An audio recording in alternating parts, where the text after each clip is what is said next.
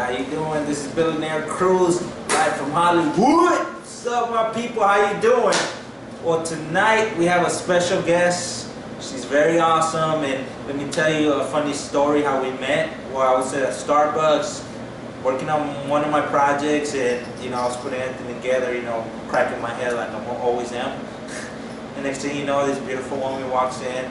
She's sitting down, drinking her coffee, going through her phone, and I thought she had a great image for one of my projects. So eventually I went to approach her, and I told her that if she could come out of one of my projects as one of the characters. But then she told me that she was a little busy with her projects. She told me that a little bit about what she done, where she came from, and I thought her story was awesome, incredible, and but I'm not gonna say the whole story. I'm gonna let her say it. So for right now, when I introduce to my special guest, RhondaLee Q. Let's give it up, baby. Hi, Billy. How are you? Feeling good? That was a nice intro. Thank you. You're welcome. He's too kind. Well, how you doing? How are you doing tonight? Good. How's your day been? Good. Good? Long, good, Long, it's like this. Like this, like a roller coaster? Yeah. Okay. Good ride. So, I just want to ask you a couple of questions because I want the audience to know more about you and love you more like the camera's loving you now, because you look great. I love your outfit, by the way. Thank you. So one of my questions in my mind was when I met you, what got you into bodybuilding? There was a few different reasons, and actually that's a very popular question, so I'm happy you asked. I guess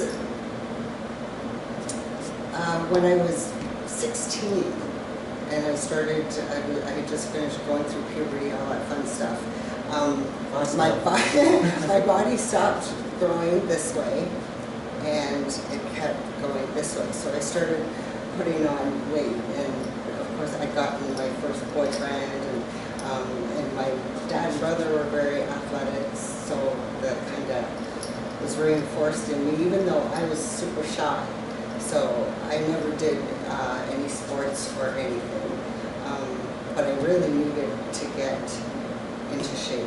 So because I was literally I was 16 and I was starting to get cellulite on the back of my legs.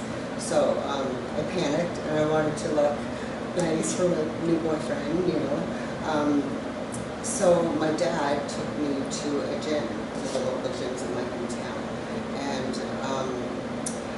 I so wanted to go back in the weight room. And I remember even seeing this girl with these big biceps, and it was like, wow, she looks amazing. I mean, she had a pretty face too, so it was just quite a... So it was fitness and sexy at the same time. Yeah. Awesome. Yeah. And like many people say when they see a girl like that, and you've never seen her before, that was the same as me, except in magazines. So anyways, I joined the gym. I wanted to go in the weight room, but again, like a lot of first-timers. So just remember, I was a first-timer once, and terrified to go into the weight room. You see all the big people, everybody knows what they're doing, good-looking people, so on and so on. So of course I didn't, and I continued to do my aerobics, which was fantastic, except that I would overdo it and then I'd get shin splints and have to stop, and my body didn't firm up. I burned some calories, but it never got firm. While I was at the gym, I met a guy who took me under his wing, and he taught me the basic movements. I was lucky because it just worked out that way. He knew what he was doing.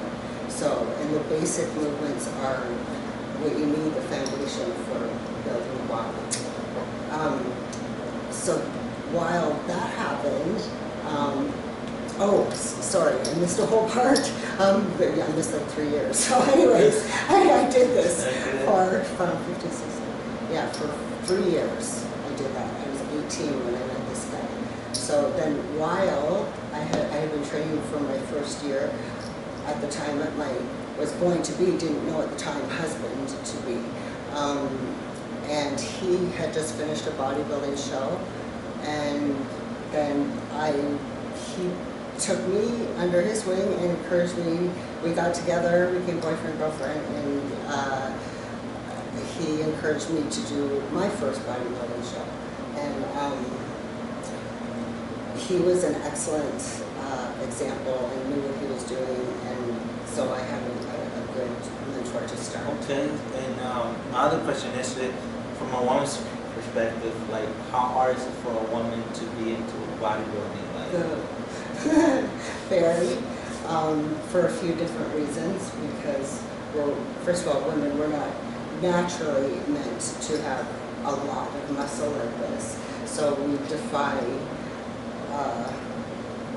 nature, I guess.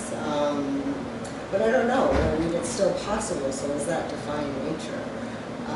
But I mean, it's not like you don't naturally see this just be. You have to work for this. And our bodies are meant to have babies, not to have no body fat and yeah. So it's super hard. And we don't have natural like loads of testosterone in our bodies like men do. So we have to work. As far as I'm concerned, yes, we have to work double hard. okay. So. And how many years are you doing it now? 26. 26 years. Yes. Wow. I've been many different body types too. I've been much bigger at the peak of my bodybuilding career. I've been curvy muscle, which is what I think I'm most known for. My brand is combining muscle and femininity. I believe you can be totally a woman and still be super strong, and that not be a bad thing. Okay. So what's RhondaLee's motivation to wake up every morning? What's your motivation? Overall, or you need to train, or Overall. I guess I love life. I want to do the things I'm trying to do while I'm here on this earth. Yeah, I have a lot of passion, a lot of hopes and dreams, like everybody, I think, like most people. I go for them. They don't always go how I want them to, but I try, and I'll continue to try. Training is my, I guess, the root of everything for me, though. I don't know, I can't imagine what my life would have been if I hadn't discovered it. Okay. And because I see, I talk to you in person, and then I see about your career, personality of your career. So I see there's two different sides of RhondaLee. Can you tell us a little bit about that? Sure. Two different sides. Well, I guess what people see is there's the training side, the bodybuilder, the athlete, and then I'm not sure because I'm me, so I'm not exactly sure what other people see, but I'll tell you my perception. Okay. And then there's a side that is a little more risque. I'd say there's three sides. Yeah. But what people see is there's the athlete, and then there's the risque side, which is I guess according to society's standards, I've crossed some lines.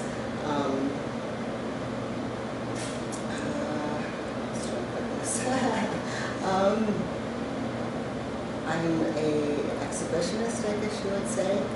I love the human body. I'm very. It appears sometimes that I'm possibly, I think, maybe shallow, but I'm really not. I'm very open-minded and deeper than that. And actually that's, I'm kind of where I'm going in my life path now, is more spirituality. Not that I never was, but I mean, just I'm spending more time there and doing some things, kind of transitioning from this part of my life going on to the next part, and I don't regret anything. There's no reason for it other than it's time for a change. Okay. What is your philosophy Of life? Yes, of life. Philosophy of life.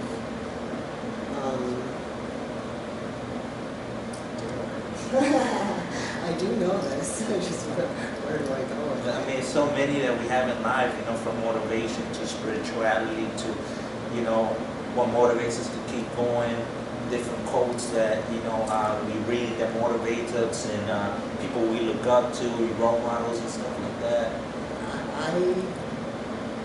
I live for, and that's part of my brand actually, which I know some people catch on to me and some don't, and I think that's going to start becoming more clear, but I'm about breaking stereotypes. Like I believe each person has their own person, and they have their own story and their own journey, and no matter what it is, for the most part, it's a beautiful thing. And I hate before hate, but I hate how so much people like point fingers and they judge and they say, oh, that person that person's so negative, and like it's like, well, so, you know, if everybody was the same, what would that be? We'd be awfully bored, wouldn't we? Right, because you know, if we wouldn't have haters, we wouldn't be motivated. You know what I mean? And if when you do something right, that means that they're hating on you for a reason, not because you're boasting. It's just because some people want to drag you down. Some people can't see you succeed, and you know, sometimes their own family, sometimes it's friends and family, sometimes it's people that know you personally, or some people that you know just that you see around and he's doing the same career as yourself, and it kind of bugs them that you're succeeding faster than they are. I mean, it just happens, it's just part of life, but you know, it's just something that happens in life. Well, I think though there needs to be more common good rather than hate on people, you know? Yeah. Like, and my whole brand has been about who I am. It's physical, it was musical, sensual. The musical still fits. I went through a period where I've just danced and loved house music and the self-discovery journey, and but that's how I've survived, is being me. You know, that's how I earned my keep, my income. So more people, I think, have something deep in them if they just believe it and let it go, and God, everybody can benefit and profit from it. And that's awesome, you know? Why not, right? And I was reading on your website that you're a personal trainer and you're a coach. So how do you pick your clients? How do I pick them? They have to be serious. I want people who are going to do the whole program. To me, it's a waste of time to train somebody. I'm just going to train you and then try to upsell. It'll cost this much for the diet, this much for this much. You know, it's like, if you're going to do it, and okay, so a lot of people, here's an example. They bring a picture and they're, this is what I want to look like. Okay? And I'm like, okay, so this is what's going to be required. Oh, no, I can't do that. I don't have time for that. Yeah, exactly. I can't don't ask to look like that. It's not going to happen. It's like, so, and to me, it's like, I know what it takes to make that body, and it's 4 things. You have to have, diet's number 1, the training, the proper training, program and exercises, the proper supplementation, and that means the right vitamins, minerals, all kinds of things that the body needs to grow and thrive, and then cardiovascular training and stretching actually. So, and of course, the mind. It has body and soul. Yeah, if you don't have this up here, you will forget it. You know, you have, there's a, and as you get deeper into it, and you've been training and you really connect, the people that you see that really have bodies, they have a mind-muscle connection. Nice. Okay. Yeah. So it's not as easy as it looks. Or Hollywood makes it look. No. Okay, these 5 minute anythings. Okay, now I've been training for 26 years. If it took me 5 minutes ever, like why wouldn't I be doing it? Like, hello, it's not 5 minutes. It's hard work, and people need to face it and embrace it and get the benefits from it. This is an important question. How do you have your client not quit once he's in the program? How do you motivate him to not quit? Number one, that has to come from him or her. Okay. They have to want it bad enough. I say I'm a tool, use me wisely, and you will succeed. But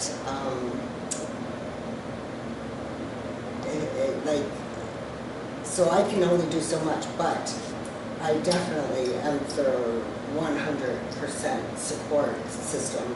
I don't care who I train, as long as they do everything they're supposed to do, and I know whether they say it or not, if they are or aren't. Like, I believe in them, and I'll push them as hard as they need to be pushed or not, or encourage them. And it's almost like I'm them, I'm with them. You become one, basically. That's how, not all trainers do that, but that's how I like to do it. How do you feel after, the client went through your prep and through your training and through the process that you gave him a deadline and stuff, and he got what he wanted to get? And how do you feel about the success and the results when your client actually accomplished your training? I actually have somebody doing a show next week, so. So how do you feel about that? Oh my God! I feel like I'm going to be competing. It's like, but I'm so proud of her. She has done. She worked like that. That's your ideal client. They work so hard. They trust you. You trust them. To me, it's teamwork. Definitely, I have the philosophy, if you're not going to listen to me, then screw off, because it's just not going to work. But not to that point of where I respect my students, like hopefully they respect me, as people. So, and I have to trust them, and the best that they do is that's all you can ask for. It's the best that they can do, and then you'll succeed in some way or another. Okay. I was seeing so what is actually next for RhondaLee? For those who don't know, I'm pro, FBB pro bodybuilder / physique competitor. I did, so when I turned pro in a lifetime ago, 95, I did one bodybuilding pro show.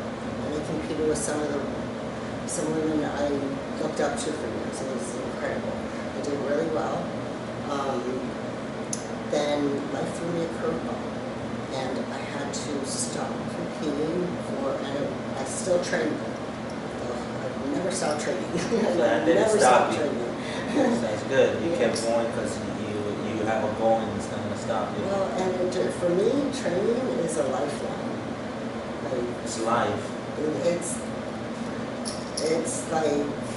It's just a piece of what keeps me balanced. Nice. So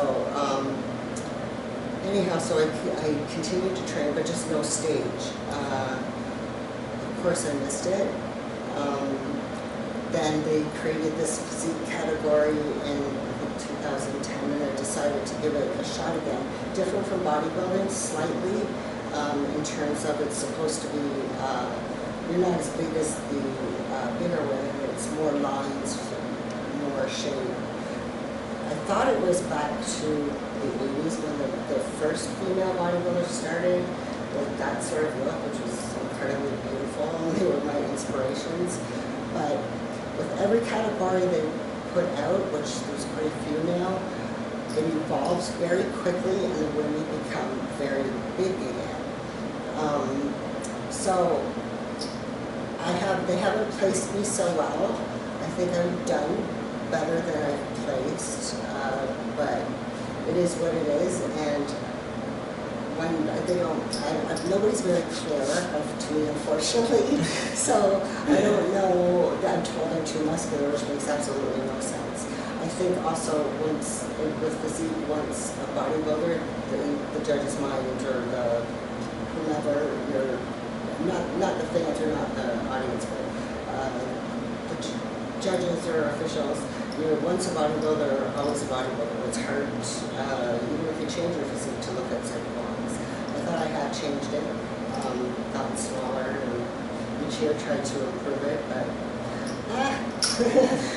the process is what I love.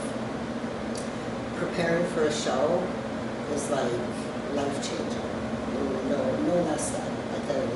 That's not even an exaggeration. So, and it keeps you, you dig so deep into a place regarding what you eat, how hard you push yourself, how hard you train, the limits you break, empowering yourself, like even just getting stronger is, that you've accomplished something. The combination of everything, when you're done a show, you're like, there's nothing I can do. Like, it's so hard. And it's, I'd say, the most underrated sport ever. Because it takes up your entire life. It's like body, mind, soul, your bank account, it's what you eat, how you sleep. It limits or defines what you can or can't do in your life. Because if you want to look a certain way, you can't go parties for days sitting there. I was seeing there, like, you had trophies, from your past, and how was it when you won your first trophy? How did you feel? Like, it was my first show. All my amateur shows in Canada, I won, and then I won the Canadians in '95, so I was Miss Canada, which got me my pro card. That was the show I thought I wasn't going to place. Didn't see that coming. So, how did I feel? It changed my life, especially that show, because I was a super shy, like painfully shy, debilitating shy child and young girl. It got better as I got older. Believe it or not, I was like the last one picked for sports because I just, my aggression was a good 0. I was your typical girl and then some, like even more girly girl. So this almost helped balance me out. But it literally changed my life because I didn't know. I was only 20 years old too when I won my first show. I didn't know that I could do something to that extent, let alone I got good at something, like, and I'm telling you, it was like, to diet, I had to diet for this show and lose all this weight, and back then, you do everything natural, like, all it took was like, a vitamin, some amino acids, and the rest was all food. And no fat burners, no extra help, no nothing. And you try to do everything just al natural. That's how it was back when, like, 89. And I thought it was only the only show I was going to do. So, anyways, I remember sometimes being so hungry I was crying. Wow. Yeah, and it's not that we don't starve according to what people think. Especially now, diet has evolved, and you eat lots of food. It's just what you eat. Absolutely, every single solitary morsel has to do something for your body and has to be productive to how you're going to. The outcome is going to be the day of the show. Those 2 minutes in front of the judges is when you have to look your best. Nice. It's pretty tough today, but it's done. But you got it over, you did it, and you feel very proud. I did it. What was great for me was my parents. They were my parents, so they tried to help me throughout my life deal with the shyness, and it was a struggle a lot. And they believed in me my whole life. Like when I didn't believe in me, they believed in me. Always, never gave up. Always, it's like they knew I was going to eventually come out. You need that in life. Yeah, it was very lucky. And so when I was on that stage, I remember when I came down, my dad, who never cried, he's like strong, like never seen him sweat kind of man, and he had tears streaming down his face because I stood on that stage and I accomplished what I accomplished. That's great. So that was everything about it. And my husband, he's the one who taught me, coached me. We're no longer married, but he was like one of your mentors. Oh, he was my biggest reason to this day for any success I have had. Nice. We always have one of those in our lives, and we don't know what happens in the process, but in the beginning, it's just the way it has to be, and then let God take his course